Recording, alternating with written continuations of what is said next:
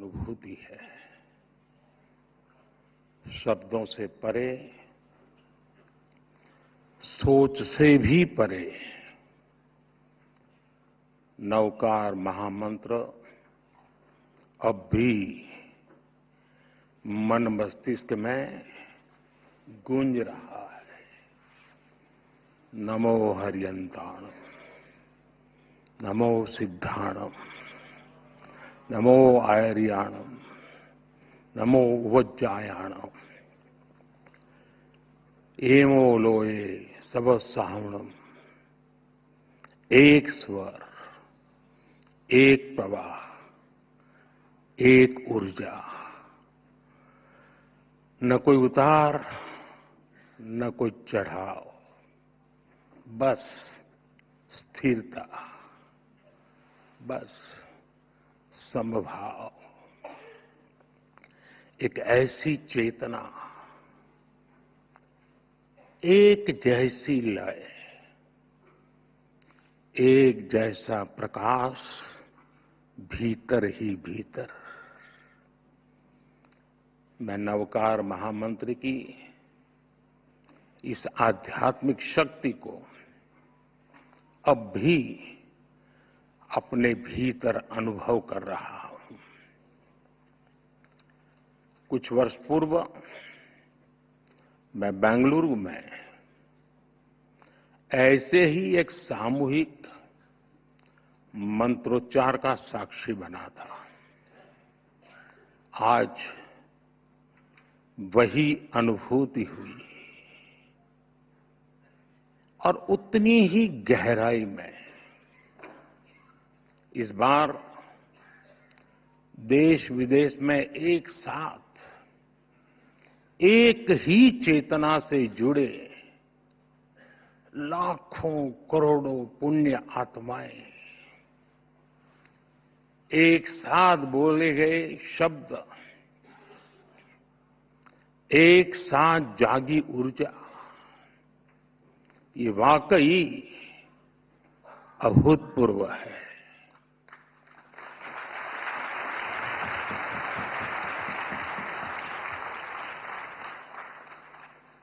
श्रावक श्राविकाएं, भाइयों बहनों,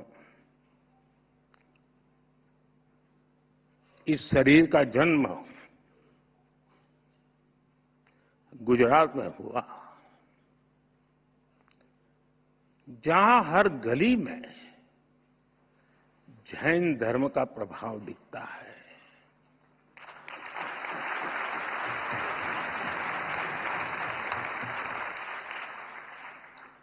और बचपन से ही मुझे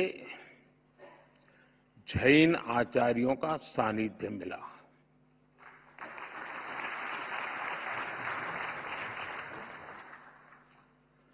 साथियों, नवकार महामंत्र सिर्फ मंत्र नहीं है, ये हमारी आस्था का केंद्र है।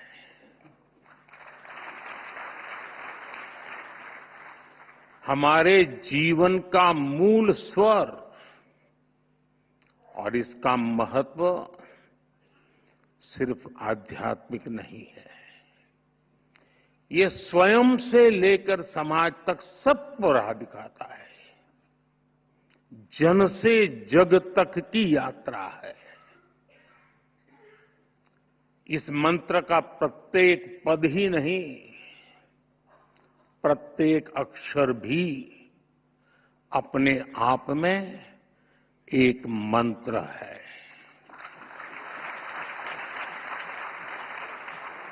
जब हम नवकार महामंत्र बोलते हैं,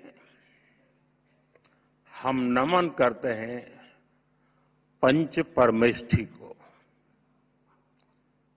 कौन है पंच परमेष्ठी? अरिहंत, जिन्होंने केवल ज्ञान प्राप्त किया,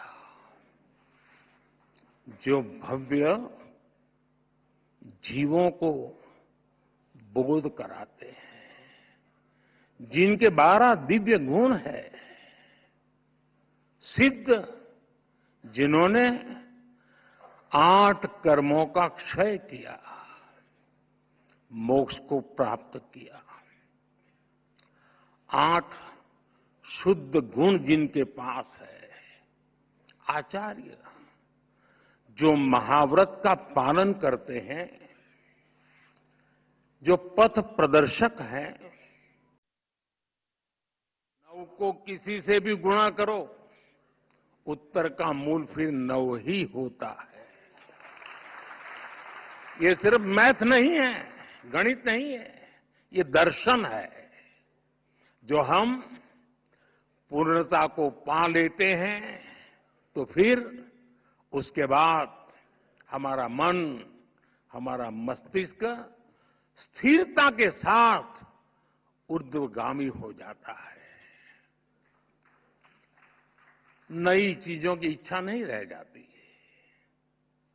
प्रगति के बाद भी हम अपने मूल से दूर नहीं जाते, और यही नवकार मंत्र का, महामंत्र का सार है।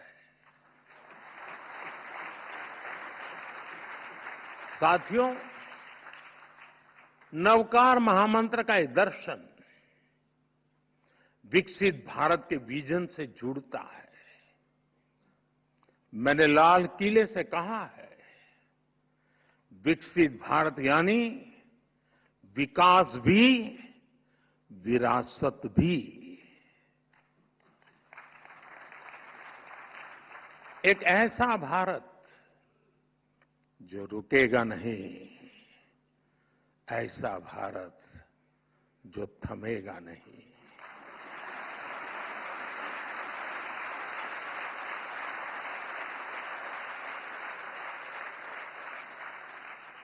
जो ऊंचाई छुएगा लेकिन अपनी जड़ों से नहीं कटेगा।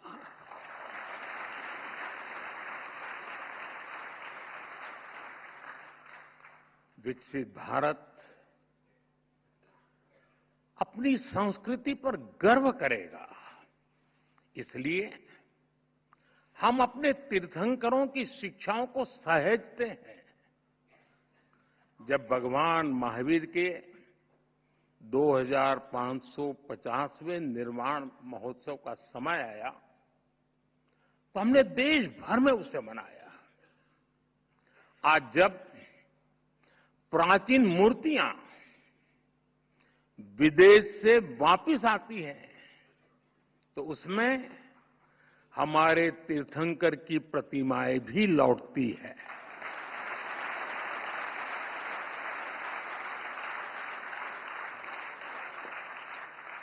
आपको जानकर गर्व होगा, बीते वर्षों में 20 से ज्यादा तीर्थंकरों की मूर्तियां विदेश से वापिस आई हैं। ये कभी न कभी चोरी की गई थी। साथियों, भारत की पहचान बनाने में जैन धर्म की भूमिका अमूल्य रही है। हम इसे सहेजने के लिए प्रतिबद्ध हैं। मैं नहीं जानता हूं आप में से कितने लोग नया संसद भवन देखने गए होंगे, और गए भी होंगे तो ध्यान से देखा होगा कि नहीं देखा होगा। आपने देखा, नई संसद बनी, लोकतंत्र का मंदिर, वहां भी जैन धर्म का प्रभाव साफ दिखता है।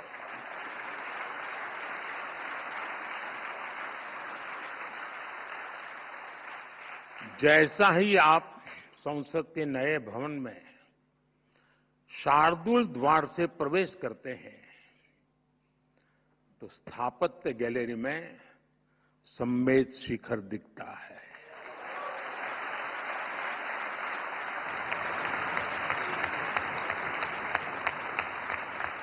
लोकसभा के प्रवेश पर तीर्थंकर की मूर्ति है। ये मूर्ति ऑस्ट्रेलिया से लौटी है।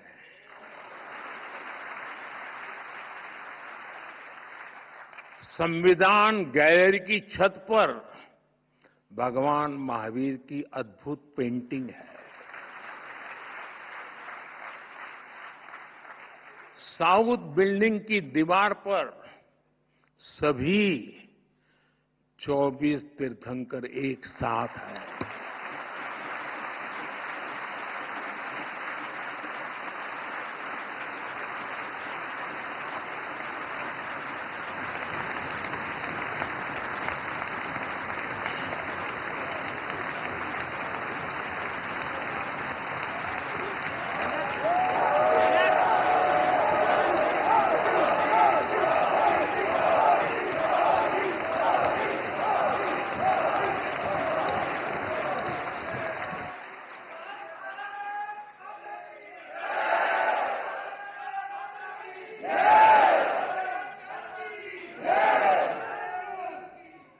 कुछ लोगों में जान आने में समय लगता है।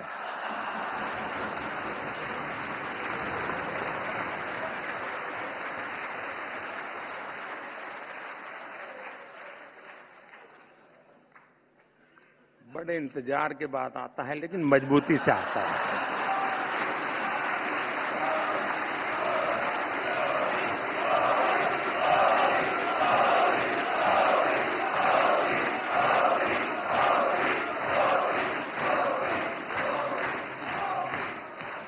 ये दर्शन हमारे लोकतंत्र को दिशा दिखाते हैं, सम्यक मार्ग दिखाते हैं। जैन धर्म की परिभाषाएं बड़े ही सार गर्भित सूत्रों में प्राचीन आगम ग्रंथों में निबद्ध की गई है। जैसे वत्थु सहावो धम्मो, चारितम खलु धम्मो, जीवाण रक्षणम धम्मो। इन्हीं संस्कारों पर चलते हुए हमारी सरकार सबका साथ, सबका विकास के मंत्र पर आगे बढ़ रही है।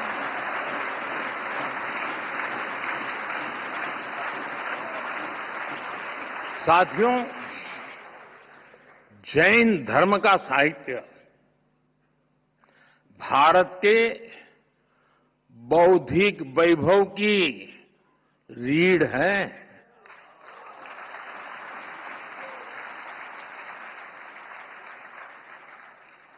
इस ज्ञान को संजोना हमारा कर्तव्य है और इसलिए हमने प्राकृत और पाली को क्लासिकल लैंग्वेज का दर्जा दिया।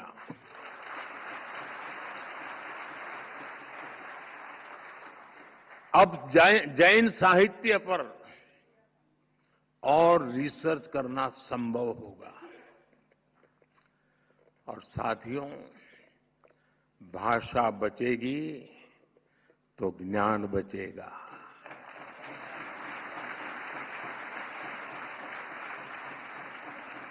भाषा बढ़ेगी तो ज्ञान का विस्तार होगा। आप जानते हैं, हमारे देश में सैकड़ों साल पुरानी जैन पांडुलिपियां, मैन्युस्क्रिप्ट्स हैं। हर पन्ना इतिहास का दर्पण है, ज्ञान का सागर है। समया धम्म मुदा हरे मुनि, समता में ही धर्म है। जो स्वयं जह बेसिज जा, तेणो भवई बंधुगो। जो ज्ञान का गलत इस्तेमाल करता है वो नष्ट हो जाता है। कामो कसायो खवे जो, सो मुनि पावक कम जो काम और कसायों को जीत लेता है वही सच्चा मुनि है। लेकिन साथियों, दुर्भाग्य से अनेक अहम ग्रंथ धीरे धीरे लुप्त हो रहे थे। इसलिए हम ज्ञान भारत मिशन शुरू करने जा रहे हैं।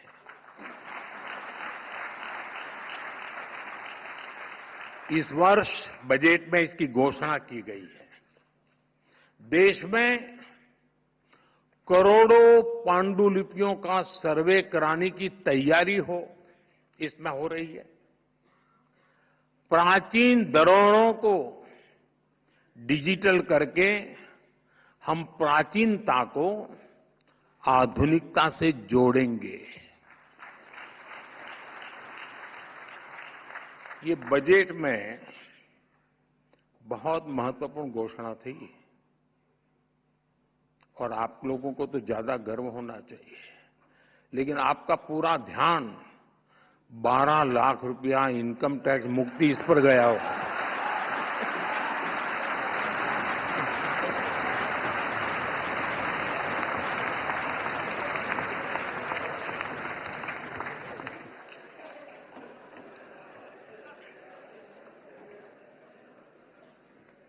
अक्लमंद को इशारा काफी है।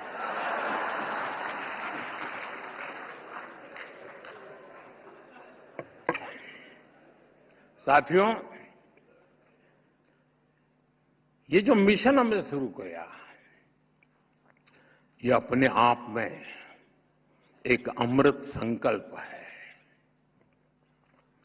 नया भारत एआई से संभावनाएं खोजेगा और आध्यात्म से दुनिया को राह दिखाएगा।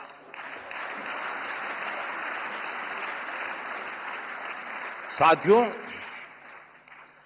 जितना मैंने जैन धर्म को जाना है, समझा है,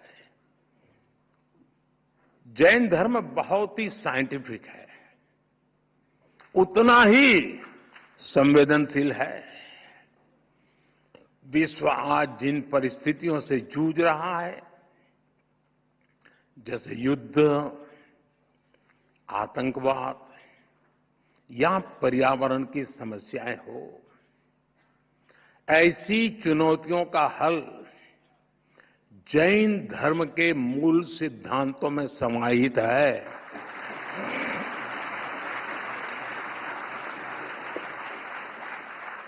जैन परंपरा के प्रतीक चिन्ह में लिखा है, परस्परोग्रह जीवानम, अर्थात जगत के सभी जीव एक दूसरे पर आधारित है।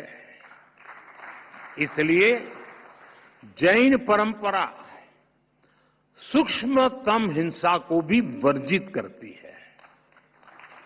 पर्यावरण संरक्षण, परस्पर सद्भाव और शांति का यह सर्वोत्तम संदेश है। हम सभी जैन धर्म के 5 प्रमुख सिद्धांतों के बारे में भी जानते हैं, लेकिन एक और प्रमुख सिद्धांत है अनेकांतवाद। अनेकांतवाद का दर्शन आज के युग में और भी प्रासंगिक हो गया है। जब हम अनेकांतवाद पर विश्वास करते हैं तो युद्ध और संघर्ष की स्थिति ही नहीं बनती। तब लोग दूसरों की भावनाएं भी समझते हैं और उनका पर्सपेक्टिव भी समझते हैं। मैं समझता हूं आज पूरे विश्व को अनेकांतवाद के दर्शन को समझने की सबसे ज्यादा जरूरत है। साथियों, आज भारत पर दुनिया का विश्वास और भी गहरा हो रहा है। हमारे प्रयास, हमारे परिणाम अपने आप में अब प्रेरणा बन रहे हैं। वैश्विक संस्थाएं भारत की ओर देख रही है। क्यों? क्योंकि भारत आगे बढ़ा है। और जब हम आगे बढ़ते हैं, ये भारत की विशेषता है, जब भारत आगे बढ़ता है तो दूसरों के लिए रास्ते खुलते हैं। यही तो जैन धर्म की भावना है। मैं फिर कहूंगा, परोपकार जीवाना। जीवन आपसी सहयोग से ही चलता है। इसी सोच के कारण भारत से दुनिया की अपेक्षाएं भी बढ़ी है और हम भी अपने प्रयास तेज कर चुके हैं। आज सबसे बड़ा संकट है, अनेक संकटों में से एक संकट की चर्चा ज्यादा है, क्लाइमेट चेंज। इसका हल क्या है? Sustainable lifestyle. इसलिए भारत ने शुरू किया मिशन लाइफ। मिशन लाइफ का अर्थ है लाइफस्टाइल फॉर एनवायरमेंट, लाइफ। और जैन समाज तो सदियों से यही जीता आया है।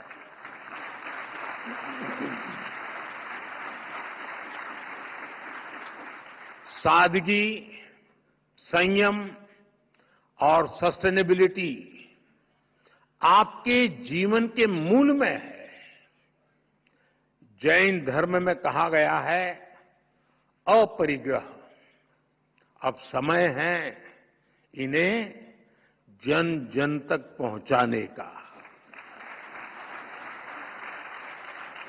मेरा आग्रह है, आप जहां हो, दुनिया के किसी भी कोने में हो, जिस देश में हो, जरूर मिशन लाइफ के ध्वजवाहक बने। साथियों, आज की दुनिया इंफॉर्मेशन की दुनिया है। नॉलेज का भंडार नजर आने लगा है, लेकिन न विद्या विणाणम करोति किंची। विवेक के बिना ज्ञान बस भारीपन है, गहराई नहीं है। जैन धर्म हमें सिखाता है नॉलेज और विजडम से ही राइट पाथ मिलता है। हमारे युवाओं के लिए ये संतुलन सबसे जरूरी है। हमें टैक हो, जहां टैक हो वहां टच भी हो।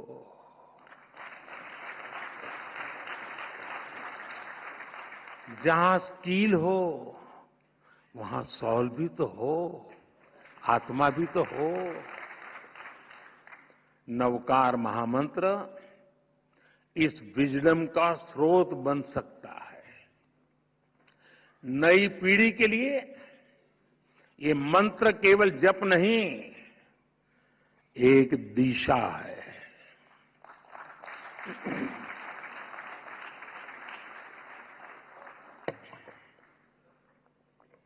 साथियों, आज जब इतनी बड़ी संख्या में विश्व भर में एक साथ नवकार महामंत्र का जाप किया है,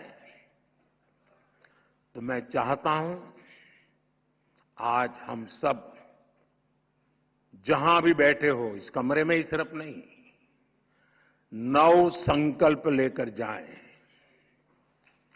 ताली नहीं बजेगी।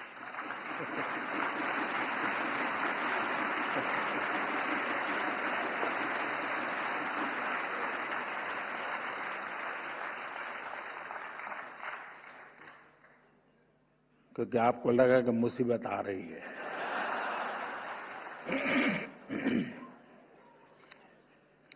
पहला संकल्प, पानी बचाने का संकल्प।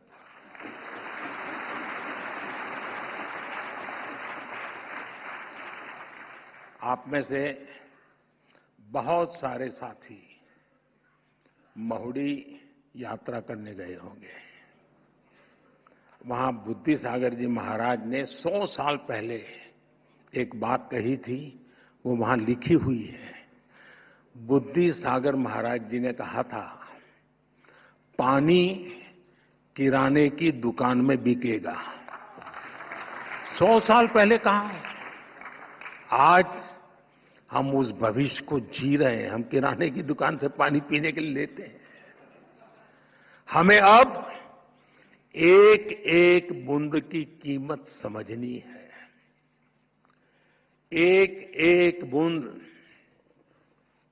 उसे बचाना, ये हमारा कर्तव्य है। दूसरा संकल्प, एक पेड़ मां के नाम।